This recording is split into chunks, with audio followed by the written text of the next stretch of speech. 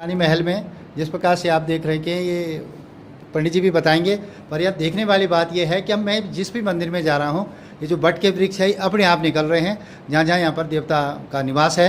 और ये बहुत सुंदर गुफा के अंदर ये माँ भैरवी बनी हुई हैं। खैर मैं दूर से ही वीडियोग्राफी कर रहा हूँ क्योंकि पंडित जी का आदेश है कि नज़दीक से बिल्कुल नहीं करना है। और ये पंचरानी महल भी कह रहे हैं तो, और यहाँ पर बहुत ही सुंदर जो दृश्य देखने लायक है, 2 हाथी भी यहाँ पर बना रखे हैं, बहुत सुंदर यहाँ पर दृश्य आप देख सकते हैं। तो थोड़ा सा पंडित जी यहाँ के बारे में भी आप बताएं, आप सती जी हैं, थोड़ा सा बताएं कि यहाँ पर क्या है ऐसा। हाँ जी, ये इसको बोलते हैं पंचरानी महल, और पुराना लोग ये तो बोलते अच्छा पंचरानी वडियार।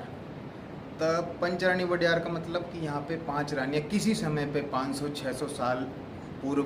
अब इसकी लिखित तो कोई चीज़ है नहीं, कुछ है नहीं, पर एक प्रमाणिकता है हमारे यहाँ पास। पंचरानी महल एक प्रमाणिकता है हमारे पास में कि ये पहाड़ पूरा ऊपर तक लीपा हुआ उन्होंने। ये अच्छा। हाँ, ये किसी ने नहीं लीपा, ये जो गांव वाले थे उन्होंने भी इसी तरह से इसको यहाँ देखा है। तो ये 600-700 साल के करीब करीब पुरानी बात है कि यहाँ 5 रानियाँ रहती थी, तो प्रमाणिक तौर पर ये पहाड़ उन्होंने लीपा हुआ है। हाँ, इसका लिपा पोती थी। हाँ, इस तरह से जो सती जी कह रहे हैं कि पहाड़ लिपा हुआ है, ये नेचुरल है। हम आप देखेंगे तो ये पहाड़ दिख रहा है। अब आप ये देखिए, ये तो इसका मतलब इसके प्रमाण है।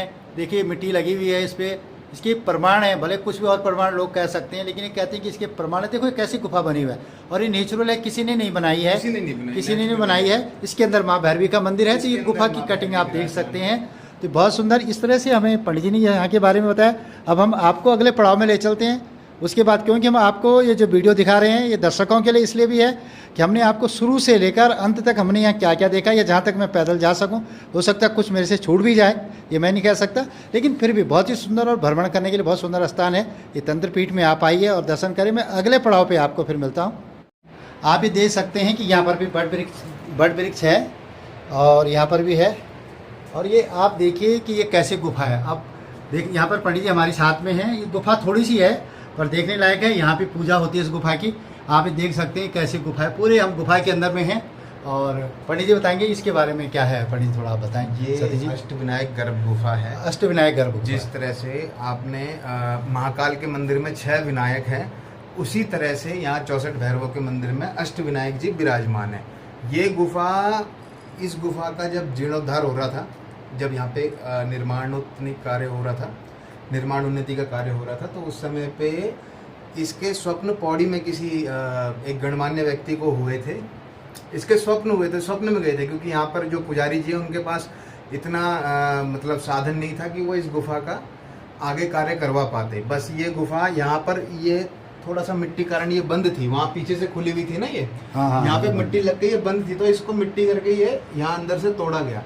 भाई के अंदर गुफा थी, अंदर तो गुफा है ही नेचुरली। तो ये सीढ़ियाँ बनाने के लिए और आगे कार्य करने के लिए भाई, कि जिस हिसाब से प्रेरणा हुई कि 8 विनायक यहाँ पे आएंगे, अष्टविनायक यहाँ पे आएंगे, जो महाराष्ट्र के अंदर है ये अष्टविनायक जी। जी जी जी जी, ये अष्टविनायक पूरे महाराष्ट्र के अंदर हैं। अब हम आपको ले चलते हैं पंडित जी के साथ में ही। और पंडित जी जो है, मैं इस गुफा के अंदर ही हूँ। आपको इस वीडियो के बाद मिलूंगा, सारी वीडियो आपको बताऊँगा। मैं नंद कुमार बहुगुणा, मैं यहाँ अपने साथियों के साथ आया था। मेरे साथी बाहर निकल चुके हैं और मैं इस गुफा के अंदर से, आप मुझे देख रहे होंगे, मैं कहीं ना कहीं भ्रमण करता रहता हूँ। विनायक गुफा भी मुझे देखने को मिली, मैंने सुना था कहीं, और मैं काफ़ी दूर पैदल चलने के बाद यहाँ पहुँचा हूँ। भगवान की तंत्र उसमें पीठ में पहुँच भगवान भैरवनाथ के मैंने दर्शन किए, सभी यहाँ पर दर्शन किए, पंचरानी महल के दर्शन किए।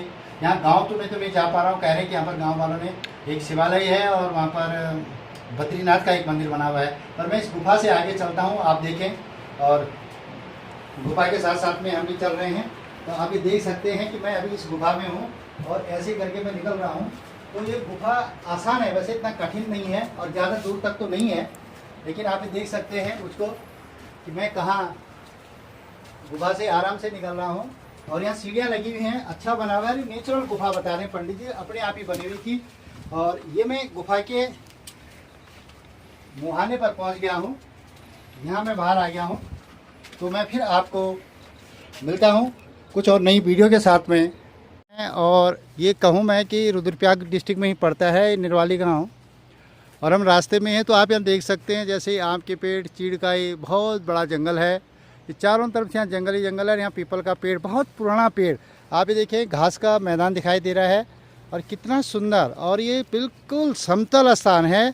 और हम कहीं आगे भैरवनाथ का मंदिर और बद्रीश का मंदिर है, उसके सर्च करने पे दौरे पे मैं निकल चुका हूँ, भ्रमण करता ही रहता हूँ।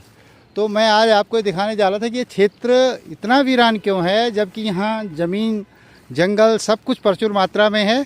तो कहीं ना कहीं लगता है कि लोग यहाँ से पलायन कर गए, न तो इस तरह से ये घास के मैदान भरे हुए नहीं होते, जिससे पता चलता है कि न तो यहाँ लोग रह रहे हैं, शायद या तो लोगों के पास पशु भी नहीं है, न तो ये स्थिति यहाँ होती नहीं। अब देखिए, ये बहुत पुराना पीपल का पेड़ है और मैंने कुछ लोगों से पता किया था तो कह रहे थे साहब, हम बहुत लोग बुज़ुर्ग हो चुके हैं 75 साल के, तो वो कह रहे हैं कि हमने इस पेड़ को ऐसे ही देखा था।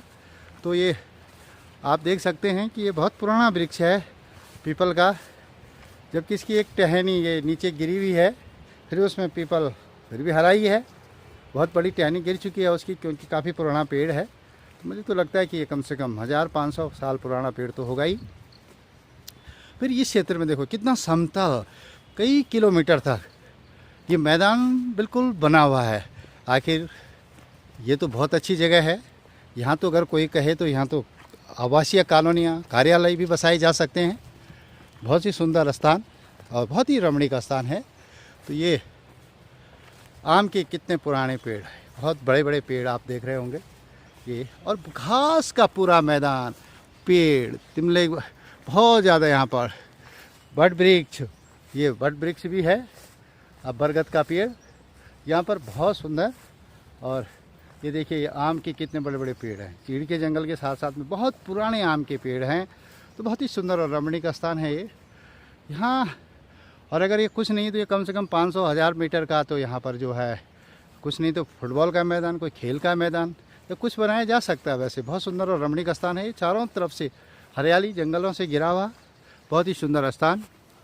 मतलब मंदिर में पहुँच के नदी के किनारे अभी हमने बताया था एक पानी यहाँ पर है, और यहाँ पर श्रद्धालु हाथ धोते हैं। मुझे कुछ श्रद्धालु भी मिले थे, वो कह रहे थे कि पंडित जी वहीं हैं, और पंडित जी का मतलब यहाँ पर यह है कि जो उनके पशु हैं भैरवनाथ के, उनकी बात हो रही है। तो उनका जो मैंने अभी आपको दिखाया था, काफ़ी ऊंचाई पर यहाँ पर बहुत सारी शिवलिंग हैं, इसके अंदर उनकी माता जी पूजा कर रही हैं।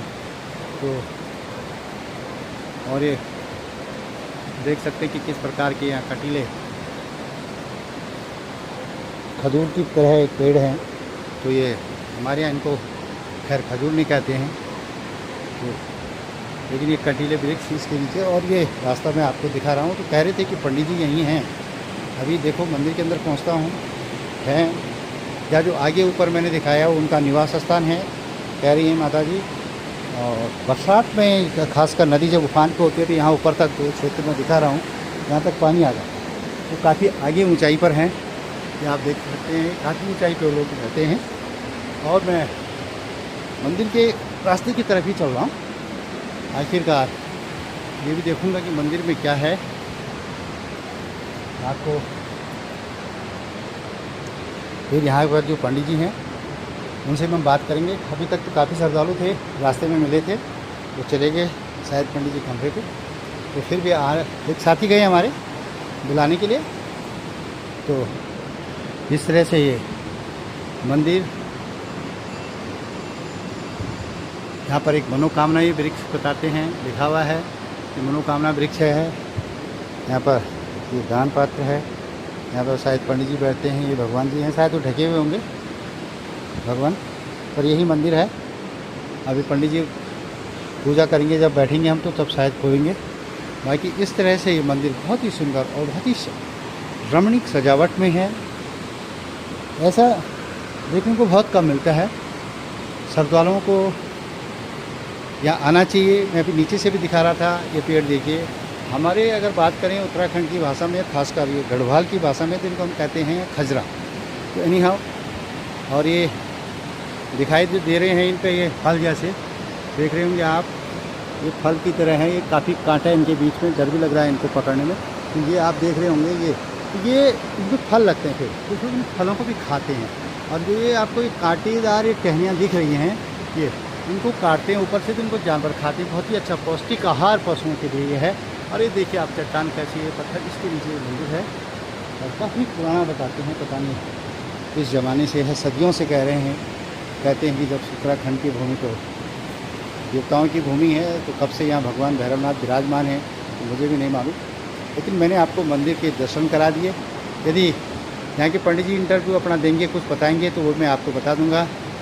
विशेष मैं आपको फिर बताता हूँ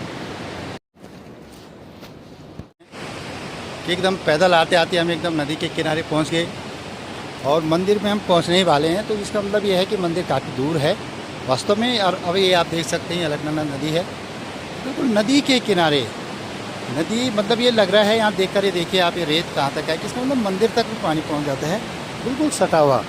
और चट्टान के अंदर ये देखिए, चट्टान पे यहाँ पानी टपक रहा है। ये चट्टान पे पानी की बूंदें, बहुत सुंदर ये बूंदें गिर रही हैं ऊपर से। अब ये है, ये दिख रही हैं अगर आपको, ये देखिए आप, चट्टान पे पानी की बूंदें आ रही हैं, इस घास से टपक रही हैं ये। और ये इस तरह से बहुत ही सुंदर कि यहाँ मतलब इन पानी की बूंदों से स्नान करने के बाद ही बंदा, जो भी भक्त आएगा वो आगे जाएगा। तो बिल्कुल टफ रास्ता, कठिन रास्ता है यहाँ पर। और ये देखिए आप, तो अब ये मंदिर में देखिए श्रद्धालु दिख रहे हैं। तो ये हम पहुँच चुके हैं मंदिर में। और ये सबसे पहले मैं अगर आपको बताऊँ, ये मंदिर का भारी वातावरण दिखाता हूँ, अंदर का मैं बात को दिखाता हूँ कि भारी वातावरण यदि आपको पता चल जाए। यहाँ पर श्रद्धालु भी हैं। ये मंदिर का अंदर का वातावरण थोड़ा सा दिखा। मैं मंदिर से के नीचे आ गया हूँ थोड़ा सा। ये देखिए आप, मंदिर के प्रांगण में देखिए मूर्तियाँ लगी हुई हैं, यहाँ पर पूजा कर रही हैं। और ये यहाँ तक ये हम आ चुके हैं, यहाँ से दोनों तरफ ये मंदिर है, यहाँ तक है, ये ऊपर तक है। अब यहाँ जाके मुझे पता चलेगा यहाँ से ऊपर जाना है, यहीं तक है, मुझे भी मालूम नहीं। लेकिन आप अगर देखें तो बिल्कुल चट्टान तक के मकान बने जैसे हैं, सटे हुए हैं, आप देख सकते हैं। बिल्कुल अलकनंदा के किनारे पर है, तो बहुत ही सुंदर। यह हो सकता है कि पानी बढ़ जाए तो ऊपर जो महात्मा लोग या यहाँ के श्रद्धालु रहने के लिए कोई व्यवस्था हो। अभी तक मैं अंदर पहुँचा नहीं हूँ, फिलहाल आपको बाहर का प्रवेश दिखा रहा हूँ। जैसे मैं अंदर पहुँचूँगा आपको इसके बारे में फिर बताता हूँ। पहुँच चुके हैं। अभी हम आपसे पहले भैरवनाथ जी के मंदिर में गए थे, हमने आपको उसके दर्शन भी कराए। लेकिन मूर्ति की फ़ोटो तो नहीं ली जा सकती है, लेकिन हमने आपको पूरा मंदिर दिखाया था। अब हम यहाँ पर काफ़ी सीढ़ी चढ़ने के बाद पैदल ऊपर आए हैं। तो ये है श्रीपीठ। तो श्रीपीठ में आप देख सकते हैं बहुत सारी यहाँ पर मूर्तियाँ भी हैं। माँ भगवती का मंदिर है, पाताल भैरव हैं। बाकी इसके बारे में यहाँ के जो पुजारी हैं वो हैं सती जी। मैं सती जी से जानना चाहूँगा। सती जी, थोड़ा आप हमें ये बताएँ, आप सती जी हैं और आप हमें ये बताएं कि यहाँ पर क्या है। आपके नीचे भैरवनाथ जी के मंदिर में गए, यहाँ पर आए, और यहाँ पर क्या क्या सिद्धपीठ हैं, थोड़ा आप उनके बारे में हमें बताएं। देखो ये जो धाम है, ये पूरे भारतवर्ष में 64 भैरवों का एकमात्र धाम है। यहाँ पे 64 भैरव विराजमान है, जिसमें से कि आप देखेंगे कि 52 भैरव जो 52 शक्तिपीठ के साथ में हैं, वो भी यहीं पे देखने को मिलते हैं। उसके बाद जो 12 ज्योतिर्लिंग के साथ 12 भैरव हैं, वो भी यहीं देखने को मिलते हैं। तो 52 और 12 64 की संख्या बनती है। जैसे 64 योगिनी मंदिर आपके MP जबलपुर में है, आपके उड़ीसा में है, लेकिन 64 भैरव का मंदिर पूरे भारतवर्ष में एकमात्र आपके उत्तराखंड रुद्रप्रयाग जिले के अंदर है, वो भी इस जगह पर स्थित है जहाँ पर आपको 64 भैरव के दर्शन होते हैं। तो जैसे आप मंदिर में आए तो आपने गेट पे देखा होगा कि गेट के जो 3 स्तंभ हैं, वो ब्रह्मा विष्णु महेश का स्वरूप वहाँ पे मानते हैं। 3 स्तंभों को आपने देखा भी होगा। हाँ, वहाँ पर 3 स्तंभ ब्रह्मा विष्णु महेश लिखा हुआ है। और उसी ब्रह्मा विष्णु महेश का एक प्रतीक जो तंत्र में, योग में, जो जूना अखाड़ा के अधिष्ठात्री देव हैं दत्तात्रेय महाराज जी, वो आपको ऊपर दिखेंगे। दत्तात्रेय महाराज जी द्वारपाल के रूप में गेट पे विराजमान है, स्वागत करते हैं। जो भी भक्त लोग आते हैं या जो भी साधक, जो भी साधिकाएँ आती हैं, उनके स्वागत करते हैं। और इधर दूसरी तरफ आपको जो नीचे शारदा पीठ जाने वाला रास्ता है, वहाँ पे नारद जी दिखेंगे। तो जैसे नारद जी और दत्तात्रेय जी और वो जो भीमसेन है वहाँ पे नीचे आपने देखा होगा, एक भीमसेन है वहाँ पे। अच्छा, मैं सोच रहा था वहाँ पर एक शिवलिंग है, वो नीचे भीमसेन ऊपर से आया ऐसे। अच्छा, वो भीमसेन का है, ठीक है। वो भीमसेन जी हैं, तो ऊपर से आए थे वो, कुछ पता नहीं, और एकदम नीचे बैठ गए। और जब उनको मतलब काफ़ी मशक्क़त की तो वो नहीं निकले वहाँ से, तो वो भी वहाँ पे विराजमान हो गए। वो भीमसेन दूसरी उस एरिया के क्षेत्र पाले, वहाँ से भीमसेन का क्षेत्र लगता है वो। अच्छा, वहाँ से भीमसेन का क्षेत्र लगता है, वैसे भी लगता है, पौराणिक है, सभी लोग जानते हैं। अच्छा, तो जैसे हम नीचे आए तो वहाँ पे आपको शारदा पीठ के दर्शन होते हैं। शारदा पीठ में माँ शारदा के आपने दर्शन किए, और 31 भैरव वहाँ विज्ञान भैरव के साथ में माँ शारदा विराजमान है। शारदा पीठ के दर्शन करते हुए आप नीचे आए, आपको माँ अलकनंदा के दर्शन होते हैं। उनके दर्शन करके आपको शिव पार्वती परिवार के दर्शन होते हैं। वहाँ पे एक नेचुरल जो धारुचि पानी सु एच बेटी नोन, हाँ वो भी रहस्य है, वो भी कोई नहीं जानता कि वो कहाँ से आ रहा है। ऊपर दिखता नहीं है, केवल वहीं पे दिखता है, मुंह पे। आपने देखा होगा, ऊपर कहीं नहीं दिखता वो, अन्य कहीं नहीं है, केवल मुंह पे ही है वो। और वहाँ पे ये मान्यता है कि बाबा जी ने चिमटा मारी थी वहाँ पे, क्योंकि ऐसे फटा हुआ है वो, आपने ढंग से नहीं देखा उसको। वहाँ पे ये अच्छा। मान्यता है कि बाबा जी ने चिमटा मारी थी, ऐसे फटा हुआ है वो जो पानी धारुचि। उसके बाद आपको यथोंदा नवग्रह है वहाँ पे। नवग्रह के बाद आपने शिव पार्वती के ऊपर दर्शन किए। 12 ज्योतिर्लिंग है। 12 ज्योतिर्लिंग के साथ में एक यौगिक क्रिया में स्थापित है नारायण, लक्ष्मी नारायण जी वहाँ नीचे, जो 12 ज्योतिर्लिंग हाँ है, तो जो हम यौगिक क्रिया बेड़ में- बेड़ी दर्शन कनु कंदो आए छा तब हाँ। हम ऐ छे यहाँ तो हम ते पता चली फिर हम भैरव मंदिर छे। हाँ। तो मैं तो एक पहली बार आई पर हमने एक आपको एक तो विस्तार क्या क्या से पीठ बताया छने था क्या ना। क्या पीठ छने हाँ, को मैं आपसे विस्तार से बताऊँ तो आप 12 ज्योतिर्लिंग में पानी हम नहीं चढ़ोंदा, वो पानी स्वतः ही चढ़ता है वहाँ पे। वो उसी धारे का पानी है, वो स्वतः ही वहाँ पे चढ़ता है 12 ज्योतिर्लिंगों में। नीचे नारायण जी हैं और उनके दर्शन करके, और जो नारायण जी के पास में जो आपने समुद्र के जो वो देखे होंगे क्या, शंख, हाँ है। शंख और अन्य अन्य तरह के शंख है, एक तरह के नहीं है, कई तरह के शंख है। वो ओरिजिनल रामेश्वरम से लाए गए हैं, यहाँ के नहीं है वो। रामेश्वरम के ओरिजिनल है, बिल्कुल ओरिजिनल। पिताजी गए थे तो तब लाए थे। उसके बाद फिर आप ऊपर दर्शन करके आते हैं तो आपको तंत्र पीठ के दर्शन होते हैं, जिस पे भैरवनाथ का मंदिर है, हाँ, तंत्र पीठ भी जो कहते हैं। मुख्य पीठ है, जो तंत्र पीठ है, जो मुख्य पीठ है, जहाँ पे अधिष्ठात्री देव काल भैरव जी हैं, महाकाली हैं, वहाँ पे हनुमान जी हैं, वहाँ पे व्यास पीठ है। और जो अखंड धुना बाबा जी का जलता है, जिसकी जोत ज्वाला जी से आई है, साक्षात लेके आए हैं ज्वाला जी से, वो तब से यहाँ पे जल रहा है अखंड धुना बाबा जी का। उसके बाद फिर आप ऊपर आते हैं, ऊपर रहने की व्यवस्था है, आपने देखा होगा। और रहने की व्यवस्था फिर आप इससे ऊपर आते हैं तो ये श्रीपीठ के दर्शन होते हैं, जहाँ की अधिष्ठात्री देवी माँ लक्ष्मी जी हैं, जहाँ पे आप खड़े हैं इस समय, और पाताल भैरव जी हैं। और यहाँ पे ये उनके 31 विग्रह और हैं पाताल भैरव को मिला के, तो ये पूरी संख्या होती है 63। तो ये ठीक है ना। अभी एक भैरव रह रहा है आपका, वो ऊपर है आकाशपीठ में। अच्छा आकाश पीठ में। हाँ, यहाँ पे यक्षशाला भी है। और जो गुफा कहाँ पर है? यक्षशाला भी, गुफा इससे आगे है। गुफा पहले इस- यहाँ पे हम पंचरानी महल के आगे दर्शन करेंगे, आपको कराते हैं। अच्छा पंचरंग में। दूसरा ये जानना चाहते हैं सती जी आपसे कि ये इस तरह के सिंबल आप लोगों ने ये बनवा रखे हैं, तो ये क्या प्रतीक है? ये कलश है। ये कलश है। जैसे अपने पहाड़ों में मंदिर प्लेन्स की तरह बहुत ऊंचे नहीं हो पाते, हाँ ये तो एक कलश तो है। हाँ, ये प्रत्येक तो ये देवता बहुत के ऊपर सुंदर ये से- व्यवस्था है। सती जी ने सुना। अब हम आगे थोड़ा और आगे चलेंगे, फिर वहाँ के बारे में भी बताएंगे कि ठीक। क्या है जो मंदिर है। फिर हम इस मंदिर के गेट से इधर आ गए। हम भी पहली बार आए हैं, मुझे ऐसे लगा कि शायद यहीं पर मंदिर है, लेकिन ये एक प्रकार से सन्यासियों के विश्राम के लिए बनाया गया है, जो मैंने आपको अभी दिखाया। और जालियाँ लगी हुई हैं, उसके अंदर भी छोटे छोटे मंदिर और मूर्तियाँ हैं। अब हम फिर उससे भी आगे और नदी की तरफ चल पड़े। पता चला कि श्रद्धालु मिले, उन्होंने कहा कि नहीं मंदिर और नीचे है, तो हमने कहा चलो और नीचे चलेंगे, बिल्कुल मंदिर के स्थान पर पहुंचेंगे। लेकिन सुनहरा वातावरण बहुत सुंदर, आपको दिखाई दे रहा हो कि अलकनंदा नदी बह रही है। और इस क्षेत्र में फिर भी लोगों का आना जाना ये बहुत बड़ी बात है, श्रद्धा की बात है। गेट काफ़ी ऊपर है, मैं सोच रहा था कि मंदिर भी यहीं पर पहुंच गया, लेकिन जब चलते गए तो पता चला कि मंदिर काफ़ी नीचे है। तो ये अलकनंदा नदी के किनारे है मंदिर, तो एकदम किनारे पे ही है।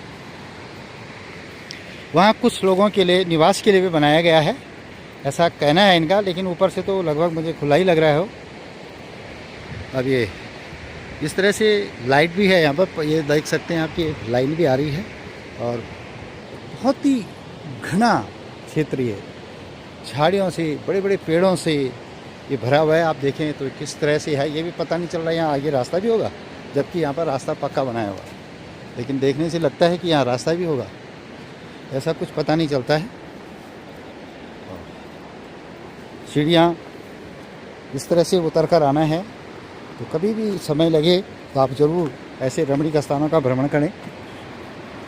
मंदिर पहुंचने पर मैं फिर आपको मंदिर के बारे में बताऊंगा।